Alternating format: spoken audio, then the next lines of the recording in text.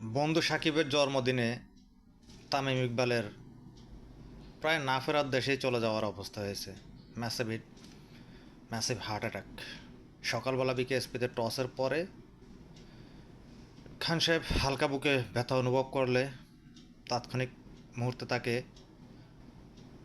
সাভারের একটি প্রাইভেট হসপিটালে চিকিৎসার জন্য নিয়ে যাওয়া হয় এবং এতটাই অবস্থা খারাপ যে তাকে এয়ার অ্যাম্বুলেন্সে বা হেলিকপ্টার করে ঢাকায় আনার মতন পরিস্থিতি পর্যন্ত ছিল না। ভাবেন যে তার কি কন্ডিশন হয়েছিল, যেখানে আজ তার বন্ধু সাকিব আল হাসানের জন্মদিন, আর জন্মদিনেই তামিমের এই অবস্থা। তামিম ভাই, আমরা আপনার সাথে আছি লাখো ভক্ত এবং সারা বাংলাদেশের মানুষ আপনার জন্য দোয়া করতেছে। আপনি অতি তাড়াতাড়ি সুস্থ হয়ে আমাদের মাঝে আবার ফিরে আসবেন। শুধু বাংলাদেশের ক্রিকেট অঙ্গন থেকে শুরু করে নয়, বিশ্বের অনেক ক্রিকেট ফ্র্যাঞ্চাইজি এবং ক্রিকেটের খেলোয়াড়েরা তামিম ইকবালের জন্য সুস্থতার জন্য দোয়া এবং প্রার্থনা করেছেন।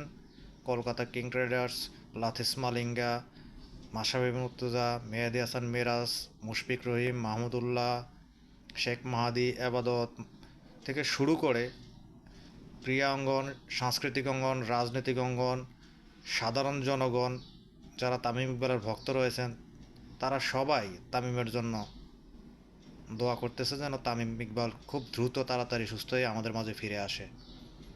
আশা করি খান সাহেব অতি শীঘ্রই আমাদের মাঝে ফিরে আসবে। এভাবে চলে যেতে পারে না আমাদেরকে রেখে।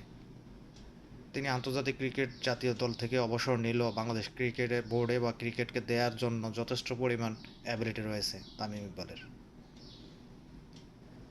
এবং কিছুক্ষণ আগে আমি নিউজ দেখলাম তার হার্টে সফলভাবে রিং পরানো হয়েছে এবং তার জ্ঞান ফিরেছে। তিনি পরিবারের সাথে কথা বলেছেন। আশা করি তার কিছুটা স্বস্তি এবং সুস্থতা হলেই তাকে ঢাকায় স্থানান্তর করবে।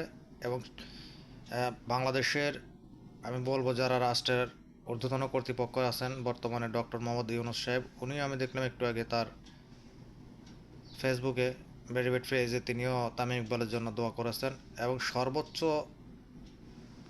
চেষ্টা করে বাংলাদেশের যতটুকু ক্ষমতা আছে রাষ্ট্রীয়ভাবে হোক, সর্বোচ্চটা দিয়ে যেন তামিম ইকবালের চিকিৎসা করানো হয় এবং তাকে যেন খুব দ্রুত সুস্থ হয়ে আমাদের মাঝে ফিরে আসতে পারে। সাংবাদিক থেকে শুরু করে এমন কেউ নাই যে তামিম ইকবালের জন্য দোয়া না করছে। খান সাহেব, আপনি আবার আমাদের মাঝে ফিরে আসেন, এটাই আমরা চাই। কারণ বন্ধু সাকিবের আজকে যে জন্মদিন, একদিকে সাকিবের জন্মদিন, অন্যদিকে সাকিবের জন্য হচ্ছে দুঃসংবাদ। তার 4 কোটি টাকার সম্পদ ক্রোকের জন্য আদালত নির্দেশনা দিয়েছে।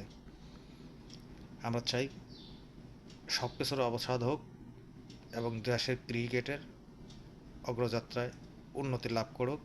এই রমজান মাসে সবার দোয়া যেন কবুল হয়, তামিম ইকবাল ভাই যেন আমাদের মাঝে ফিরে আসে, এটাই প্রত্যাশা।